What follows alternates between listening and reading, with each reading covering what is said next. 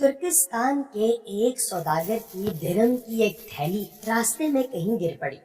اس نے گاؤں میں منادی کر دی کہ تھیلی جس کو ملی ہو واپس کر دے، تھیلی میں جس قدر درم ہو اس کے نصف انعام کا وہ حقدار ہوگا۔ اس تھیلی میں 200 درم تھے۔ یہ تھیلی کسی جہاز کے ملاح کو ملی تھی۔ منادی سن کر وہ اس آدمی کے پاس گیا اور تمام واقعہ بیان کر کے کہا، اگر اس تھیلی کا مالک نصف یعنی 100 درم حسب وعدہ دے تو اس کے بدلے میں تھیلی واپس کرنے پر تیار ہو۔ شرط یہ ہے کہ مجھے انعام پہلے مل جائے۔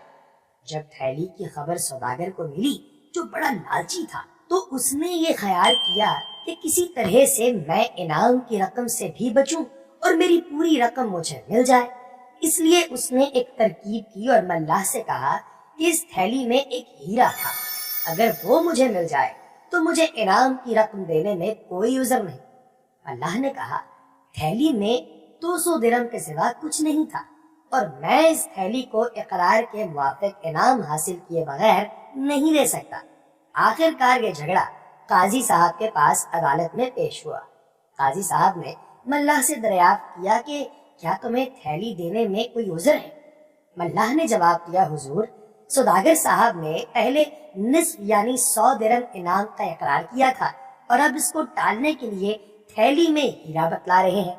دراصل تھیلی میں کوئی ہیرا وغیرہ نہیں ملا، میں یہ قسم کھا کر عرض کرتا ہوں۔ اب قاضی صاحب نے سوداگر سے دریافت کیا کہ وہ ہیرا تم نے کہاں سے، کب اور کتنی قیمت میں اور کس کے ذریعے سے خریدا تھا، تفصیل کے ساتھ بیان کرو۔